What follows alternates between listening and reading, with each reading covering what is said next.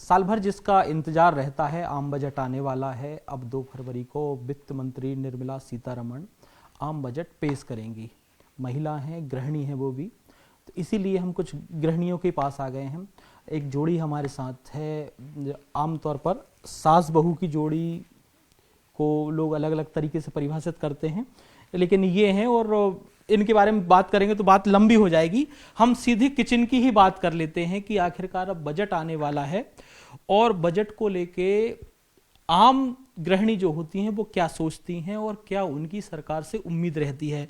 Ma'am नमस्कार, बड़ा स्वागत है आपका। और सीधी एक ही बात कि आम बजट को लेके आपकी सरकार से क्या एक्सपेक्टेशन, और आप जब घर का बजट बनाती हैं तो क्या उसको चीजें सोच के आगे चलती हैं, क्या कैसे बढ़ती हैं उसको लेके? देखिए, जब बात आती है एक गृहिणी की, तो जो हमारा घर है उसकी होम मिनिस्टर तो हम ही हैं। तो हमको बहुत सारे, हमारे घर में भी हर तरह के डिपार्टमेंट्स हैं, तो हर डिपार्टमेंट को सोचते हुए सबसे पहले हम किचन पे फोकस करते हैं, क्योंकि वही हमारी एक धुरी होती है। वहाँ अगर बैलेंस होता है तो सब पूरे घर के जो और मंत्रालय हमारे वो भी नॉर्मल होते हैं। तो अब जैसे मैडम भी हमारी जो हमारी वित्त मंत्री हैं वो भी एक गृहिणी है, एक महिला है, तो हमारी तो उम्मीद उनसे यही है कि वो संवेदनशील होकर के और जो हम आम घरेलू महिलाएं हैं उनके हिसाब से ही इस बजट को डिज़ाइन करें। और एक जो एक घर गृहस्थी का पैरामीटर होता है कि हमारी जितनी हमारे पतियों की इनकम है, उस इनकम में हम बैलेंस करके अपने घर के हर खर्चे को सुचारू रूप से संचालित भी कर सकें और आगे हमारी जो सेविंग्स हैं उसमें भी हमारा थोड़ा बहुत सेविंग्स भी हो सके। तो इस तरह का अगर बजट आता है, जैसे हमारी ग्रॉसरी है, तो ग्रॉसरी में आटा, दाल, चावल, तेल, शक्कर है, ये जो अनाज हैं, इन सब पे भी अब जो भार हमारा अभी किचन पे आता है वो ना आए।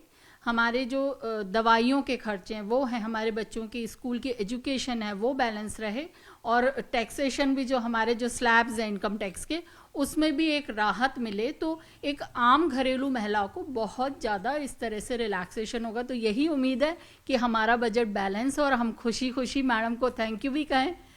अच्छा मैम, अगर हम पिछले कुछ सालों की बात उठा के देखें, 1, 2 साल, 3 साल की, जो आप किचन पे खर्च करती थी ग्रोसरी पे, उसमें कुछ बढ़ोतरी हुई है, सामान कुछ बढ़ा है, मतलब महंगा हुआ है या सस्ता हुआ है, और अगर किस तरीके का हो जाए जिससे आपको और राहत मिले? देखिए, कुछ चीज़ों पे तो जैसे जीएसटी वगैरह, कुछ चीज़ों पे तो लगाम लगी है, पर अगर कहें तो हमारी पर कैपिटा इनकम के हिसाब से जो हम कहना चाहेंगे उसके हिसाब से तो बजट अभी तो एट पार ही जा रहा है। मतलब कि बहुत कुछ आमदनी अठन्नी खर्चा रुपया वाली ही बात है कि अभी सरकार को बहुत सारा वर्कआउट करना है। क्योंकि अगर बजट डिज़ाइन होता, देखिए जो उद्योगपति हैं जो ऑलरेडी एक स्लैब से ऊपर हो चुके हैं, जिनके पास इनकम के सोर्सेज बहुत हैं और जिनके पास पैसा भी है, तो बजट उनके हिसाब से डिज़ाइन नहीं होना चाहिए। जो एक मिडिल क्लास जो नागरिक है उसके हिसाब से अगर बजट डिज़ाइन होता है, और फिर लोअर मिडिल क्लास है और जो गरीब है, क्योंकि गरीबों को फिर भी बहुत सारी सब्सिडीज हैं, बहुत सारी रियायतें हैं। जैसे कि हमारे मध्य प्रदेश में तो जो बियॉन्ड, मतलब जो बिलो पॉवर्टी लाइन वाली महिलाएं, उनको 1500 रुपये सरकार दे ही रही है, पर हम जो मिडिल क्लास वाले जो टैक्स देते हैं तो वो कहीं ना कहीं कटिंग तो हमारी ही पॉकेट से हो रही है, तो हमको उसमें रिलैक्सेशन कहाँ है।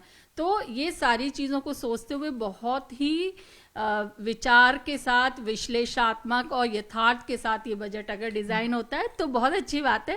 पर ठीक है, एट पार हो भी तब भी हम बैलेंस कर लेंगे, पर अधिक होता है तो फिर बहुत मुश्किल होती है। आप भी मेरे साथ हैं।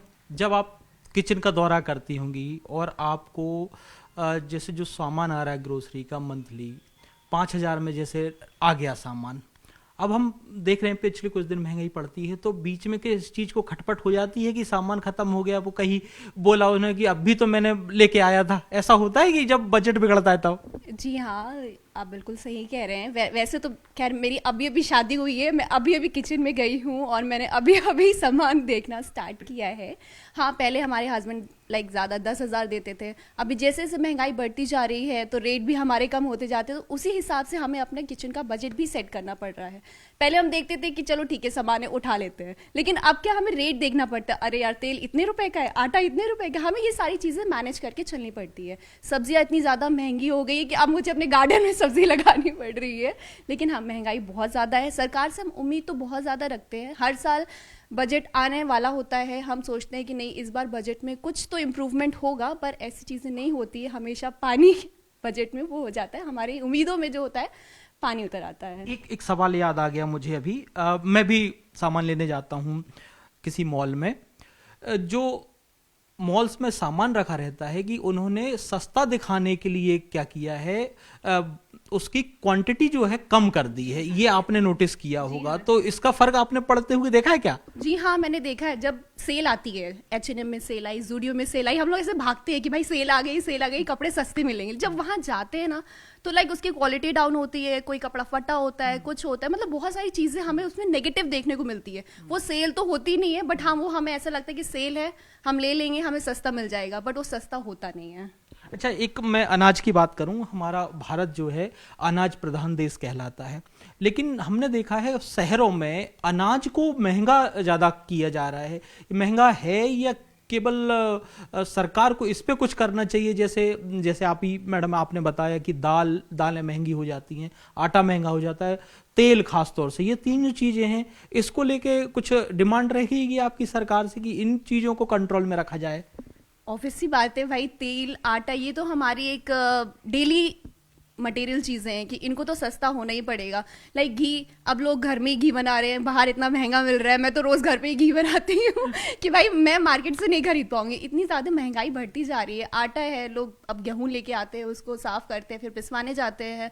इतनी ज़्यादा महंगाई है कि रेडीमेड आटा खरीदने में सोचना पड़ता है फिर हम लोगों को। मैम, महंगाई की बात चल रही है, और ये तो मैं अगर बेईमानी होगी मेरी कि केवल महिलाओं को देख के केवल किचन की बात करूं। आजकल तो सभी जगह आप लोग हैं, और भी कई सारे सामान हैं, जैसे आपने अभी फीस का जिक्र किया था, और भी अन्य सामान, बिजली का बिल है। तो इसको लेके ऐसा क्या होना चाहिए, सरकार से क्या डिमांड रहेगी कि ओवरऑल ऐसा रहे कि फैमिली पर एक्स्ट्रा बर्डन ना पड़े?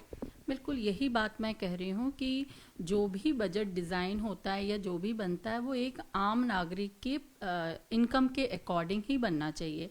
अभी जैसे कि आप एजुकेशन की ही बात ले लीजिए, फीस स्ट्रक्चर इतना हाई कर दिया है कि एक नॉर्मल भी हम पढ़ाई के लिए बच्चों को एडमिशन कराते हैं, उसमें भी लोन लेना पड़ रहा है। मतलब एक आम आदमी की जेब हर तरह से सरकार काट रही है। और उसमें ये नहीं है कि एजुकेशन, ये सब इंटरकनेक्टिविटी है, क्योंकि इंफ्रास्ट्रक्चर इतना अधिक हम अच्छे स्कूलों में पढ़ाना चाहते हैं तो वहाँ का इंफ्रास्ट्रक्चर है उसमें, तो वो सारा जब बनता है तो वो मटेरियल पे जीएसटी और उसकी भी कॉस्टिंग आती है। अच्छा, उसके अंदर की जो सुविधाएं हैं उसकी भी कॉस्टिंग है, तो वो पूरा टोटल अगर हम एक लमसम मिलाएं तो सब चीज़ के ऊपर महंगाई है। तो ये इम्पैक्ट लास्ट किसके ऊपर आता है? एंड यूज़र, मतलब जो खरीद रहा है चीज़, तो सारी जो जेब कटती है वो हमारी ही कटती है। तो इस तरह से अगर देखा जाए तो बजट बहुत ज़्यादा फ्रेंडली होना चाहिए कि एक आम नागरिक देश का जो है उस बजट के साथ अपनी दिनचर्या, अपना जीवन यापन बहुत सुचारू रूप से कर ले। अगर उसके ऊपर भार आता है तो कहीं ना कहीं देश के नागरिक की जेब भी कटती है और उसकी एक मानसिकता पे भी दबाव आता है। क्योंकि देखिए, हम डिमांड्स तो खूब सारी करते हैं और हम चाहते भी कि हमारा बच्चा अच्छी एजुकेशन भी ले, हमारे बच्चे को अच्छा स्वास्थ्य सुविधा है, हमारे बुजुर्गों को स्वास्थ्य सुविधा है, हम अच्छे लाइफ स्टाइल में भी जी, हमारे पास सड़कें भी अच्छी होनी चाहिए, हमारा पानी भी बहुत अच्छा होना चाहिए, सब कुछ अच्छा होना चाहिए। उसके लिए सरकार खूब सारे टैक्सेशंस कर देती है, बहुत सारे हमारे ऊपर कर लाद देती है। तो आम आदमी लास्ट में क्या होता है, वो मानसिक अवसाद में आता है। कहीं ना कहीं उसको ये लगता है कि भाई मैं इतने सारे खर्चे करूंगा कैसे। तो देश का नागरिक अगर खुशहाल है, और हाँ, कर मैं मानती हूँ कि बहुत ज़रूरी है कि टैक्स सरकार ले हमसे, क्योंकि उसकी सुविधाएं वो हमको दे, पर उसकी भी लिमिटेशंस होनी चाहिए। बहुत ही सुदृढ़ तरीके से, बहुत ही सुचारू तरीके से इस टैक्स को डिज़ाइन होना चाहिए। तो उम्मीद यही है हमारी कि हमारा जो भविष्य और हमारे जो पुरुष, हमारे घर का जो आयदाता जो है हमारा, जो हमारे घर का कमाने वाला व्यक्ति है, उसके ऊपर भी मानसिक आर्थिक दोनों दबाव ना आए और हम इस देश के खुशहाल नागरिक बने। तो मैडम से यही उम्मीद है निर्मला मैडम कि आप जो हमारा अब बजट लेके आ रही हैं, आपके पिटारे से सभी के लिए कुछ ना कुछ अच्छा निकले। हमारे देश के जो युवा हैं उनके लिए नौकरी के जो अवसर हैं उसके लिए बहुत सारी चीज़ें आप लेके आएँ। महिलाओं के लिए ऐसी चीज़ें लेके आएँ कि वो स्वावलंबी भी बने, वो भी अपने घर की आर्थिक मजबूती सुनिश्चित करें, अपने काम के साथ कि घर भी संभालें और घर के साथ ही अपने कुछ ना कुछ रोजगार उद्यम करें। हमारे जो पुरुष हैं जो कमा रहे हैं, हमारे पुरुष के ऊपर टैक्सेशन भी ना, और महंगाई कंट्रोल ज़रूर होनी चाहिए। क्योंकि आप पिछले 25-30 सालों में हमारे देश की जो महंगाई दर है वो बढ़ती जा रही है, हमने उसको बहुत डाउन नहीं देखा है। जो ग्राफ है वो हमारा बढ़ता जा रहा है, चाहे वो आटा हो, चावल हो, सोना हो, चांदी हो, हमारी व्हीकल्स हो, जैसे ईवी व्हीकल्स को लेके आ रहे हैं अभी, तो ईवी व्हीकल्स को भी हमारे बहुत अच्छे प्राइजेस के साथ लेके आए ताकि हमारी लिक्विडिटी भी हमारे पास रहे, कि हमारे पास पैसा भी रहे खर्च करने को, तो बाजार में रौनक आएगी। अगर आप सभी हमसे ले लोगे तो हमारे पास पैसे कहाँ बचेंगे ताकि हम और कोई सी चीज़ें खरीदें।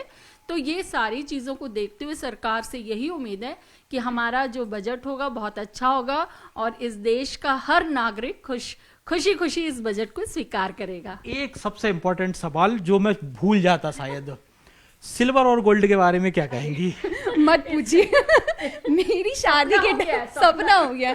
मैंने जब खरीदा तो वो तब 50,000 रुपए का था और अभी आप देख रहे हैं कि लाइक 2 साल के अंदर 150 प्लस हो चुका है। अब सोचना पड़ रहा है कि भाई पहने तो पहने क्या, अब आर्टिफिशियल की तरफ, मैं तो आर्टिफिशियल की तरफ जा रही हूँ। पतियों से डिमांड करो कि कुछ एक अंगूठी भी बनवा दो, इतना पूरा हाँ, डिमांड तो अभी भी चल रही है कि नहीं यार अभी एक नेकलेस बनवा दो, अंगूठी बनवा दो, ये बनवा दो, बट वो तो एक सपना रह गया है। खैर आज का रेट बता दूं, 4 लाख चांदी है और 180 के आसपास गोल्ड है। जी हाँ, वो अब सपना रह गया। मैं कुछ कह ही नहीं सकती हूँ कि भाई अब सोच रही हूँ कि मैं एक सरकार को इस बारे में सोचना चाहिए कि सरकार को डेफिनेटली सोचना चाहिए। भाई क्यों नहीं सोचेंगे, उनका तो हक है सोचना। आय भी तो बढ़ाए ना, जैसे कि आप महंगाई बढ़ा रहे हो, चीज़ों को आप अपग्रेड करो, ठीक है, आप चीज़ों के रेट्स बढ़ा रहे हो, इंटरनेशनल बाजार में हमारी कीमत दिखा रहे हो कि इंडिया में इतना है, तो हमारी इनकम भी बढ़ा दो, खूब खरीदेंगे। हमारे पास पैसा दे दो, लिक्विडिटी दे दो, तो हमारे पास पैसा होगा तो हम बाजारों में रौनक भी लेके आएंगे, खूब खरीदेंगे। तो ये